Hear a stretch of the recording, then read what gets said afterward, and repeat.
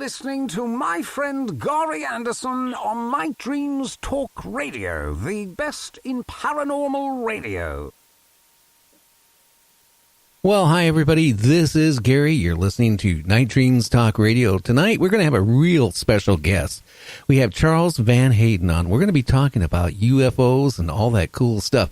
Not going to talk too much about the news tonight because I didn't have a chance. I've been at the doctor's most of the day, so I didn't have a chance to go through and read all my emails and all the stuff I get from all the various news services. Other than, well, they're saying there is an object that is in our solar system. It's not from our solar system. It was reported on NBC News today, which, you know, hey, news like NBC and CBS, all that's fake news. But, you know, some scientists saying it's a possibility it could even be a UFO or some type of object. I don't know. But anyway, we'll be back right after this. Please check out the Night Dreams Talk Radio website at www.nightdreamstalkradio.com. Also, if you want to keep our show free of advertising, just hit the donate button. Give $1 or $2. Remember, all prior shows are always free to listen to. We at Night Dreams Talk Radio thank you for your support. For the best in paranormal talk radio, you're listening to Night Dreams Talk Radio with Gary. Well, hi, everybody. Well, here it is. So, you know, I'm not even used to setting the clock back in 1 hour. I'll tell you, you know, when you get a certain age and you set the clock back an hour, it can really mess up your whole day. Hey, Charles, how's it going today, my friend? Oh, well, it's been a busy day, Gary, like you have, of course. I've been looking at a lot of emails from FeedSpot, the service I was referring to the last time I was on. It's a service that, you know, I pay $2 a day for. And it shows me all of the UFO reports and sightings with or without film. Oh, wow. Hey, can you give that email where people can find it? And I think that would be a real awesome thing to be able to check every day and see what's going on. Sure. For the people that are really interested, it's just feedspot.com. I'm going to it right now. But I have a feed from them. I don't have to go there. They just keep sending me things. Oh, wow. Yeah, I'm going to actually sign up for it, too, because I've been doing a show and all month long on UFOs. I mean, you know, any more input I can get each day would be great. Yeah. So long as you understand that a good percentage of these reports without video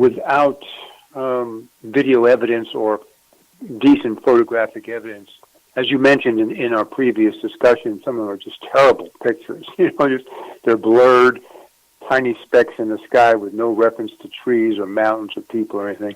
I just dismiss them quickly because they're of no use to edify me, to edify anybody about the subject. But there are some excellent, maybe 10% are excellent photos and videos, and you'll find them on FeedSpot. Well, yeah, that's the interesting thing. You know, again, I think I was telling you last time, you know, somebody will get a little dust spot on their sensor, and they don't realize it's a dust spot, and all of a sudden it's a UFO. And, you know, yeah. I get a lot of those during the course of a month. I mean, I get that and orbs are like number one thing being sent to, you know, to my email address here. Yeah. Now, let me see if I see what you said. You took one of my photos from that, and you put it up on the internet. Let me just see what you've got up there. Yeah, it looks like it was one with a phone wire or something, and it's definitely a UFO black and white or sepia tone image. And I mean that one is really, really awesome. And people, you can. Well, it's not very clear. It's not very clear on my particular image of your show. I've got, of course, the speaker off, so we're not getting reverb.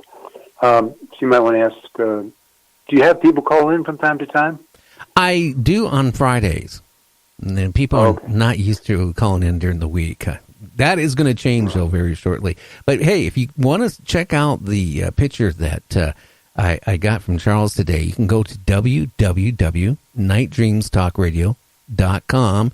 Scroll down to the gallery, and I think it's like one of the first. Of course, I don't know. It's a self-scrolling gallery. I just didn't have time to stick it anywhere else here tonight vastly, but I got it up on there, and you can actually see it. It looks like maybe a farm type picture or something with telephone lines there, and then they're right up there in the sky is a big UFO.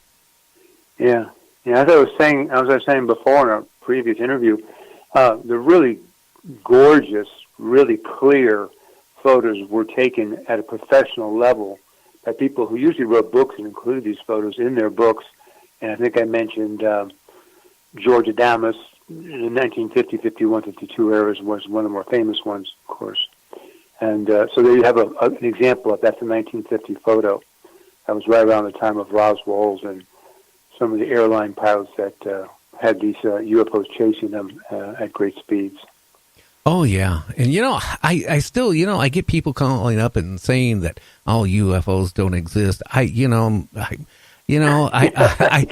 ones that don't exist are, honestly, Charles, is the people call me up and say that there's 25,000 UFOs going around the Earth to protect the Earth. Those ones I don't think exist, okay? But I do feel that we are being visited.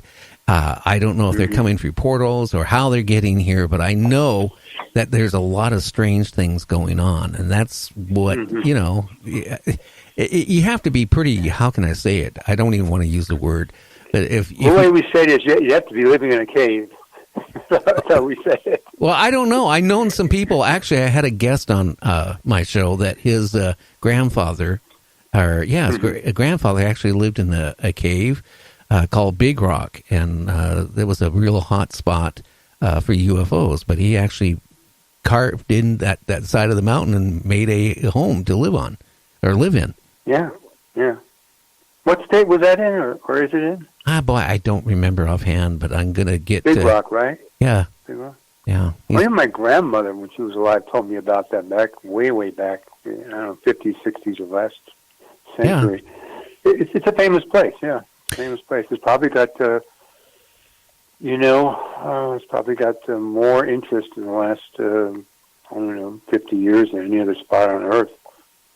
Possibly in Peru, some cities in Peru. Yeah. Even Howard Hughes got involved in it a little bit by, I guess, the guy who, built the cave or his house in the side of the mountain, to keep an eye on all the UFOs. He was a friend and actually worked for Howard Hughes as a go-to repair mechanic. And actually Howard Hughes even gave him money for he could, do what he was doing. So it was quite an interesting story. Yeah. Well, sure.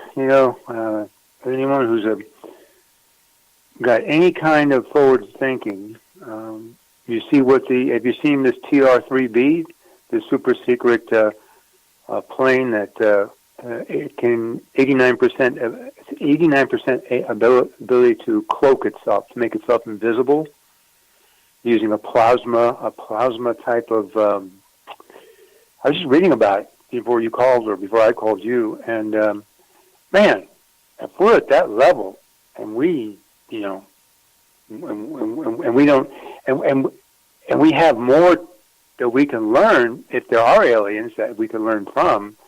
I mean, gosh, it shouldn't be long before we actually have something that resembles a flying saucer that's anti-gravitational. Or maybe we've already got something that's like that. Or we do, that's one thing, with the reported crashes through the years, I'm sure we have something, I don't know, but I don't know how far, if it does, how far it could travel, but, I don't know. Can I read just a short essay from one of my essay books about this? Yeah, please do. You're the guest. You're in charge. Listeners. This is from essays from a dead poet. I used to do a lot of poetry, and then I quit, and I decided that was a dead issue. So I wrote this essay book. And this is Our Planet versus Theirs. And here we go. For those that are somewhat interested and somewhat informed about UFO phenomena and extraterrestrial visitations, I offer the following. Is it not reasonable, even obvious, that if there are extraterrestrial beings visiting us from outside our solar system, which is the given, are they going to be silly enough to do something to provoke a primitive, in comparison, civilization into attacking them with nuclear capabilities? A quote-unquote civilization whose favorite game is genocide whose every sci-fi book, TV series, or motion picture has invaders annihilating or trying to annihilate some other space society or subjugate them entirely? Do alien beings know who we are? You bet. And they are clever to not land on Earth and cause a ruckus and get put in a zoo or cut up in a laboratory, even hunted down and killed one way or the other. Let's look at the fact of just how many documented sightings there have been in the last century, leaving off those in earlier centuries and artifacts depicting UFOs from ancient times. Didn't know that? Tens and tens of thousands. Leaving off ridiculed accounts of abductions, omitting reports by qualified military and air defense personnel of seeing airships, page 2 here. But take into account what astronomers are lately discovering and observing in the distant worlds of distant galaxies, planets of approximately our size and approximately equidistant to a sun in a similar configuration. Take into account Ronald Reagan, Jimmy Carter are among noteworthy persons who have seen UFOs, aka flying saucers. What does your gut tell you about all this? Right. You are correct to conclude just that.